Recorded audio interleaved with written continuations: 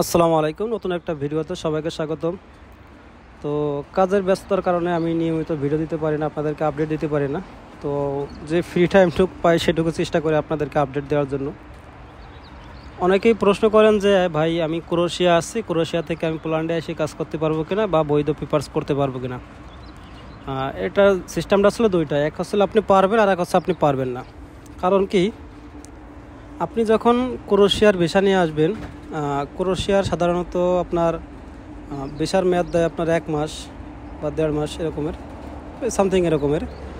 যাই হোক, তো আপনি যখন বাংলাদেশ থেকে ক্রোয়েশিয়া আসবেন, ক্রোয়েশিয়া আসার পরে আপনি ওখান থেকে যখন পোল্যান্ডে মুভ করবেন, আসার সাথে সাথে যে আপনি যে ক্রোয়েশিয়া আসছেন, ক্রোয়েশিয়ার থেকে আপনি যখন পোল্যান্ডে মুভ করবেন, আপনার ভিসার মেয়াদ থাকবে ধরেন আপনি 1 মাস মেয়াদ থাকলে আপনি এখানে আসার পরে পোল্যান্ডে আপনি ওয়ার্ক পারমিট ছাড়া আপনি কোনো কোম্পানিতে কাজ করতে পারবেন না। পোল্যান্ডের সব মানে আপনি যদি বৈধভাবে থাকতে হয় বা বৈধভাবে কাজ করতে হয় তাহলে আপনার ওয়ার্ক পারমিট লাগবে।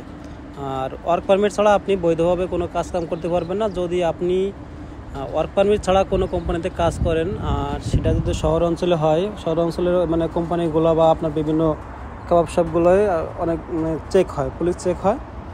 আর সেখান থেকে যদি আপনাকে ধরতে পারে তাহলে আপনার নগদের উপরে রিজেক্ট করে দেবে এবং আপনি ইউরোপের কোনো রাষ্ট্রে আপনি কাগজ করতে পারবেন না।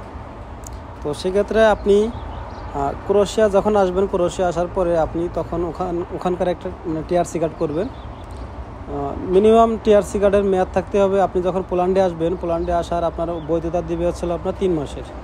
ইউরোপের আপনি এক দেশের কার্ড নিয়ে অন্য দেশে যেতে গেলে আপনার সেই কার্ডের মেয়াদ থাকে আসলে আপনার ট্যুরিস্ট হিসেবে আসতে হবে, যে কোনো দেশে গেলে আপনার ট্যুরিস্ট হিসেবে যেতে হবে। তো সেই কার্ডের মেয়াদ থাকবে আপনার 3 মাস।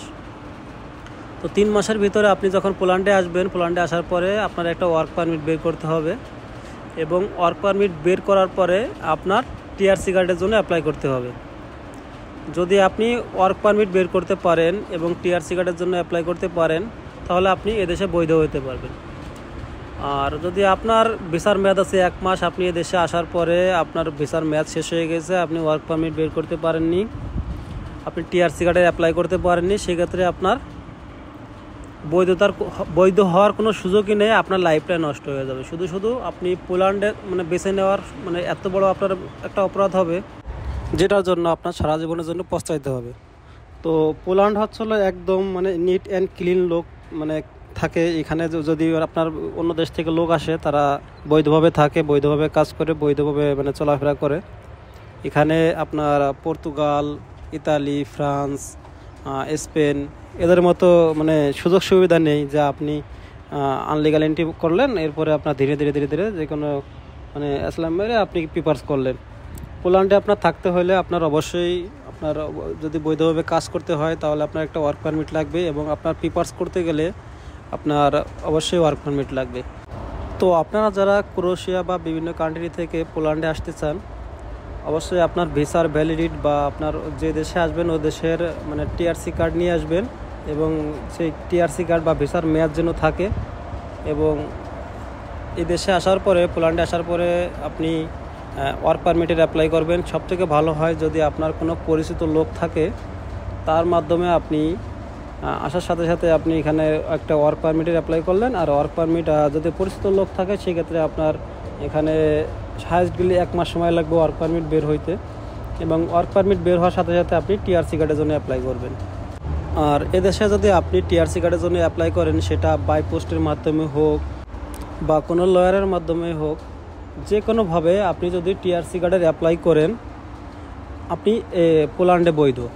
আর আপনার আজ হোক বা আপনার যে এরিয়াতে থাকবেন, এই এরিয়ায় আপনার যে কোনো একটা টাইম দেওয়া থাকবে, আপনার যে সিরিয়াল অনুযায়ী আপনার পেপারসগুলো দেখা হবে।